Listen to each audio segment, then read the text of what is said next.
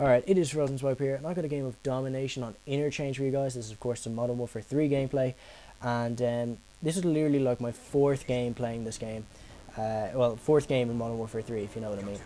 And this was the first game that I had the custom classes unlocked, and even though I wasn't doing too badly with the default classes, it wasn't until I got the custom classes and I could choose my own perks that I started to actually do well. And this is a game that I have pretty early on. As you can see, I have like no attachments to this gun, no proficiencies, no nothing, just bare M4A1. And this gun really has become like my go-to gun now, at least out of the guns that I've unlocked, because I'm only on like level 15. I've put a couple hours into this game, and that's one of the reasons why I kind of left this commentary a little late, just because I didn't really put that much time into it before. But now I'm glad that I waited, and I've actually put some time into it, because you know, I think I have a much better opinion of the game now than I did when I first started playing this game. Now that I've actually put a couple of hours worth of game time into this.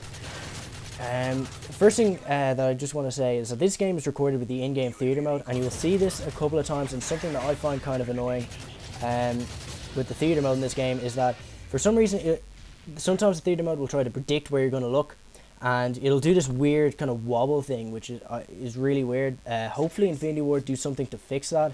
I know there were a couple of problems with the Black Ops theater mode when that first came out, but Treyarch managed to fix that, so hopefully Infinity Ward get on that and they do something to kind of fix that, because it is kind of annoying. You just saw it there. So yeah, first thing I just kind of want to say, and the first thing you're going to notice when you play this game, is that the guns do a lot of damage. Now, even though they took the stopping power perk out of the game, what they've done is that they've increased the base damage of all the guns. So it's like all the guns pretty much have stopping power by default. That means that you're going to be able to kill people very quickly, but the flip side of that is that you're also going to die very quickly. So connection really is key in this game. I had a pretty good connection. I think the host was from Dublin, so or at least from Ireland, so I'd had a good connection, and I was able to pretty much trounce some of these kids. And that was probably the reason why I did pretty well in this game, because connection really is so important in this game. I know for a fact that, you know, when you don't have the best connection, you'll often get times where you're literally pumping shots into the guy and you're only getting maybe 1-2 hit markers before it kills you, even though you've pumped like 5 shots into him, and the game just doesn't really seem to register it, which is admittedly quite frustrating when it happens. So I mean, it's just something you kind of got to look out for. But I suppose connection issues and hit detection issues have been in pretty much every COD game. So I mean, you can't detract from the game too much, because they are fairly rare occasions, even though they are annoying. The next thing I want to talk about is the fact that you now level up your weapons in this game. Like, each weapon has a level. The more you use it, the more stuff you unlock. So you'll unlock what was it, attachments, proficiencies, which are like perks designed around your gun, and you'll also unlock what was it, attachments. Proficiencies are completely new to this game, and it's something I really do like, and it adds another kind of layer of customization to your gun. And I haven't using any proficiencies on this gun, and I'm not using any attachments, because literally I think I'm on like level 1, but I do think I unlock like the red dot sight and kick after this game, I think.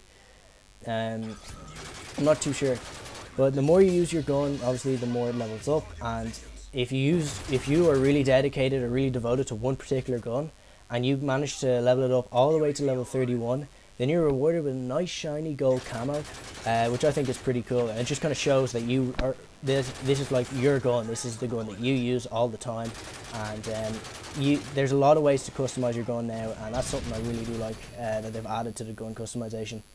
The other thing that I am really loving is the new point streak system and the new strike packages. Like, I really do like the fact that, you know, you'll get points for capturing domination points, playing the objective, and that's something I really do like. It actually happens here at one stage where I know I'm like 1 point off my kill streak, and well, off my point streak, and I just saw that, you know, the enemy's flag, it's right there, there's no one around, so I just said, you know what, I'll just jump on the flag and I'll take it, and I'll get my point streak, and which will really give people more of an incentive to play the objective, which is something I really do like.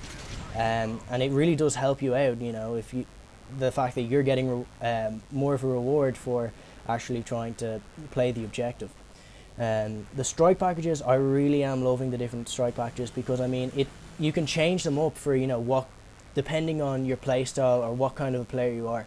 So say if you're more kind of the slayer, you're the kind of guy who can rack up a lot of kills, and you know, who can keep their deaths low, you know, the high kill death guys, you know, and you want to get you know, the air support. It's the same kill streak system that you know and love from Modern Warfare 2. Your kill streaks stack, and they reset upon death, but there are some really impressive kill streaks in there for you to use. And so I mean, the assault strike package isn't too bad. Even though I'm not running it here, I'm using the support strike package, which I find really useful. So I mean, if you are quite an aggressive player and quite an objective oriented player, then I recommend you use this. Or if you're using a gun that you're just not very comfortable with, and or if you're just not overly good at the game and you just want to help your team even though you're dying all the time, support package, strike package is definitely where it's at. I'm using it here, and I'm using all non-lethal kill streaks, so all the kills I get in the game are either with my gun or someone else's gun that I've just picked up off the ground. So I'm really loving the support strike package, but I did get this morning, actually I got a gameplay with the assault strike package, which I'll probably upload at some stage.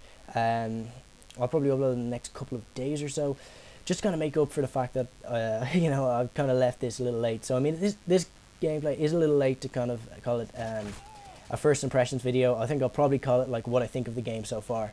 But anyway, the other thing I was talking about, you know, the high damage, the point streaks, all of that, it all has, you know, add to the action and the fast pacedness of the game. Another thing that adds to the fast pacedness of this game are the maps. The maps are generally medium to small, at least of the maps that I've played. You know, a lot of the same maps come up in the rotation, so I don't think I've even played half of the maps in this game, which is kind of annoying because I want to see what this game has to offer. But the maps are quite small, and they have quite a few kind of choke points, but they don't have a lot of camping spots. So I mean, they really do encourage the more kind of run and gun style, as opposed to camping. I mean, you do get a few campers, but that's only because they don't really, you know, they're kind of uncertain themselves. They don't really know how to navigate around the map, so you're just kind of like, you know what, I'll just kind of hang around here. But in general, you know, you'll see most people running around, running and gunning and all of that, so that's pretty good.